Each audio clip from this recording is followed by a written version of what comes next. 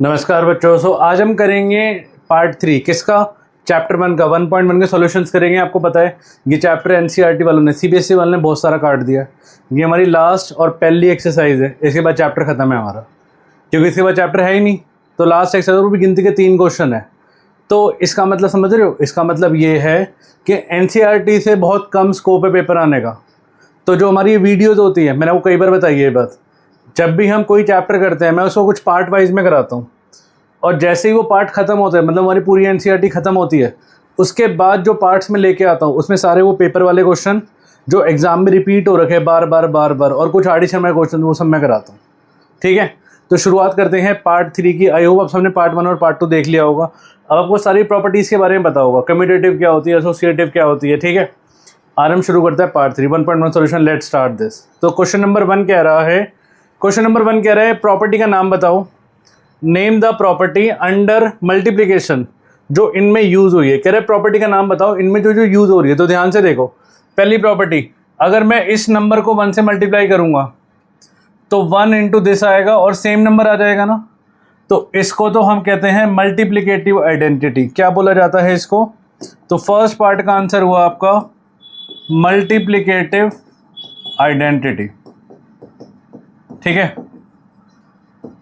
क्योंकि मल्टीप्लाई करोगे। आइडेंटिटी का मतलब क्या होता है? आइडेंटिटी वर्ड बना है आइडेंटिकल से, और आइडेंटिकल का मतलब क्या होता है? सेम। इसका मतलब है अगर आप किसी भी नंबर को 1 से मल्टीप्लाई करोगे तो आपका नंबर सेम आएगा, इसी को मल्टीप्लिकेटिव आइडेंटिटी कहते हैं। ठीक है, सेकंड पार्ट देखो। सेकंड पार्ट कह रहा है a into b is equal to b into a. यही कह रहा है। कुछ पढ़ के याद आ रहा है कौन सी प्रॉपर्टी थी ये?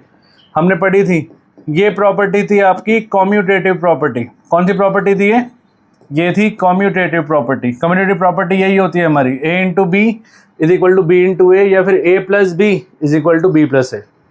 थर्ड पार्ट ध्यान से देखो। वो कह रहा है इस न को अगर मैं उल्टा कर दूं, रिवर्स कर दूं, तो क्या होगा? कट के 1 आएगा हमारे पास। तो भाई इसको हम कहते हैं क्या? Multiplicative inverse. इनवर्स मतलब उल्टा। आप मल्टीप्लाई को डिवाइड में ले जाओ, डिवाइड को मल्टीप्लाई में ले जाओ। तो इस प्रॉपर्टी का नाम क्या हुआ? ये जो प्रॉपर्टी दिखा रहा है इसका नाम हुआ multiplicative inverse. So these are the answers of question number 1। ठीक है, मल्टीप्लिकेटिव आइडेंटिटी, कम्यूटेटिव प्रॉपर्टी और मल्टीप्लिकेटिव इनवर्स। क्लियर है? आगे चले क्वेश्चन नंबर 2 पे। नेक्स्ट क्वेश्चन नंबर 2 कह रहा है tell what property allow you to compute.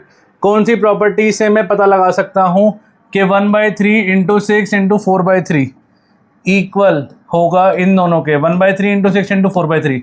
अब ध्यान से देखो, पहले हमने कुछ इस तरह से दिख रहा है, ये a इंटू बी इंटू सी और ये a into B into C.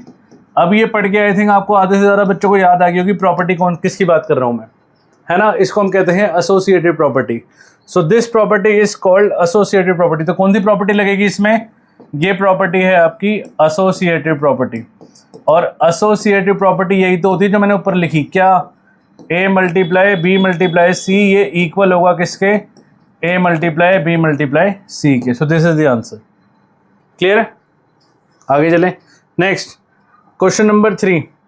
So question number 3 कह रहा है the product of 2 rational number is always a. भाई अगर आप 2 रैशनल नंबर को मल्टीप्लाई करोगे, करके देख लेते हैं, तो रैशनल नंबर आप मान लो 2/3 लो और 4/7 लो। अब 4 2 का कितना हो गया? मल्टीप्लाई कर रहे हैं हम, 8 7 3 का कितना हो गया? 21। फिर भी रैशनल ही आएगा। तो जब भी आप 2 रैशनल नंबर को मल्टीप्लाई करोगे, आप बोलोगे सर 0 को करना ज़रा, क्योंकि 0 भी रैशनल नंबर है। मैंने पढ़ाई थी, आपको बात याद है, क्योंकि 0/1 रैशनल नंबर क्या होते थे? जो p/q की फॉर्म में होते थे, where q is not equal to 0। याद है? बस यहाँ 0 नहीं होना चाहिए। तो ये रैशनल नंबर है। आप 0 को मल्टीप्लाई करो 4/7 से कर लो, फिर भी 0 आ गया ना, ये भी रैशनल है। ठीक है, तो जब भी 2 रैशनल नंबर मल्टीप्लाई होंगे तो आंसर हमेशा क्या आएगा? It is always a rational number, हमेशा रैशनल आएगा। क्लियर है? ठीक है, आगे चले। अच्छा, ये बड़ा इंपॉर्टेंट पार्ट है। अब आपको पता है आजकल हमारे एग्जाम में एमसीक्यू ज़्यादा आते हैं मैथ्स के, और एमसीक्यू को सॉल्व करने के लिए क्या चाहिए? हमें चीज़ें पता होनी चाहिए। अब एग्जामिनर क्या करता है, जो पेपर सेटर होता है वो ज़्यादातर है ना, जो व्हाट वी हैव डिस्कस्ड, जो चैप्टर के एंड में दिया होता है, उसको पता है बच्चों ने नहीं पढ़ा, वो इन्हीं सेंटेंस से वो अदर्शन रीजनिंग आपके एमसीक्यू सेट कर देता है। और बच्चे क्या करते हैं, बच्चे इसको इग्नोर मारते हैं। अगर आप इसको इग्नोर मारोगे तो बड़ी दिक्कत आएगी आगे। क्यों? क्योंकि इसमें से एग्ज़ाम सेट होता है आपका। तो तभी मैं कह रहा हूँ, अगर हम यहाँ पढ़ते तो मेरी आदत है पूरी तैयारी कराने की 100%, तो पूरी 100% तैयारी करेंगे हम, ठीक है। समझते हैं एक चीज़ को। पॉइंट नंबर 1 ध्यान से देखो, रैशनल नंबर क्लोज्ड होते हैं किस में? एडिशन में होते हैं। रैशनल नंबर सब्ट्रैक्शन में होते हैं, मल्टीप्लिकेशन में होते हैं। क्लोज का मतलब हुआ अगर आप 2 रैशनल नंबर को ऐड करोगे तो भी रैशनल नंबर आएगा, 2 रैशनल नंबर को सब्ट्रैक्ट करोगे तो भी रैशनल नंबर ही आएगा, 2 रैशनल नंबर को मल्टीप्लाई करोगे तो भी रैशनल नंबर ही आएगा। ये हमने प्रूव भी किया था, है ना, पुराने वीडियोज़ में। आगे चलो, the operation addition and multiplication are, addition और मल्टीप्लिकेशन कम्यूटेटिव है, बिल्कुल ठीक बात है। क्यों? क्योंकि a इंटू बी हमेशा इक्वल होता है किसके? b इंटू ए के। और एडिशन में भी है, एडिशन मतलब a प्लस बी हमेशा किसके इक्वल होता है? b प्लस ए के। एसोसिएटिव भी है एडिशन मल्टीप्लिकेशन में, मतलब a इंटू बी इंटू सी, ये भी हमने किया था, ये किसके इक्वल होगा? a into B into C के। और प्लस में भी होगा a plus B plus C equal होगा किसके? a plus B plus C के। तो ये बात तो ठीक है, ठीक है। ये कई बार एमसीक्यू में क्वेश्चन आया हुआ है। थर्ड देखो, the rational number 0 is the additive identity for rational number. किसी भी आप रैशनल नंबर को 0 से प्लस करोगे, जैसे a मान लो कोई रैशनल नंबर है, तो आंसर वो अपने आप अपना रैशनल नंबर ही आ जाएगा। सिंपल सी बात है, ठीक है। जैसे अगर मैं 5/3 प्लस 0 बोलूँ तो 5/3 सेम नंबर आ जाएगा। पॉइंट नंबर 4 कह रहा है कि रैशनल नंबर जो 1 है वो मल्टीप्लिकेटिव आइडेंटिटी होता है रैशनल नंबर का। अभी हमने बात प्रूव भी करी थी। अगर आप किसी भी रैशनल नंबर को 1 से मल्टीप्लाई करोगे तो वो सेम रैशनल नंबर आने वाला है। जैसे 5/3 ले लो, मल्टीप्लाई बाय 1 कितना आएगा? 5/3 ही आएगा, ठीक है। अच्छा, distributive property of rational number for all rational number a b c. तो डिस्ट्रीब्यूटिव प्रॉपर्टी हमारी 2 होती है। एक होती है डिस्ट्रीब्यूटिव प्रॉपर्टी ओवर एडिशन और एक होती है डिस्ट्रीब्यूटिव प्रॉपर्टी ओवर सब्ट्रैक्शन। ये हमने की भी थी, मैं आपको याद दिलाता हूँ। एडिशन वाली थी a इंटू बी प्लस सी को क्या लिखते थे हम पहले a को b से करेंगे, a इंटू बी, फिर हम a को c से करेंगे। पहले a b से होगा, फिर a c से होगा, और बीच में जो साइन आएगा वो यही साइन आएगा, कौन सा? प्लस का। ये हो गई डिस्ट्रीब्यूटिव प्रॉपर्टी ओवर एडिशन, बीच में प्लस का साइन है। अब ध्यान से देखो, अगर मैं a इंटू बी माइनस सी करूँ तो पहले a को b से करूँगा, फिर मैं a को c से करूँगा, बट बीच में जो साइन आएगा, पहले प्लस आया था क्योंकि यहाँ प्लस था, अब आएगा माइनस। तो इस प्रॉपर्टी को मैं क्या बोलूँगा? This property is called distributive property over subtraction, ठीक है। आगे चलें, सब कुछ आपको आता होगा क्योंकि ऑलरेडी हम चैप्टर में कर चुके हैं सारी चीज़ें। पॉइंट नंबर 6, क्योंकि ना सेंटेंस बड़े इंपॉर्टेंट है, सेंटेंस एग्जाम में आएंगे, आपको सेंटेंस समझ आने चाहिए।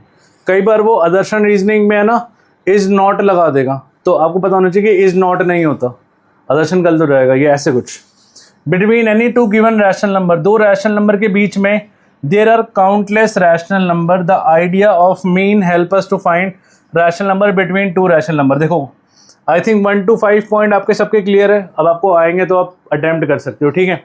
अब पॉइंट नंबर 6 को ध्यान से देखो। पॉइंट नंबर जो 6 है, पॉइंट नंबर 6 कह रहा है किन्हीं भी 2 रैशनल नंबर के बीच में मैं कोई भी रैशनल नंबर निकाल सकता हूँ। एक बार चेक करें, मान लो 2/3 है और 4/3 है। कह रहे इनके बीच में इनफाइनाइट रैशनल नंबर निकाल दो।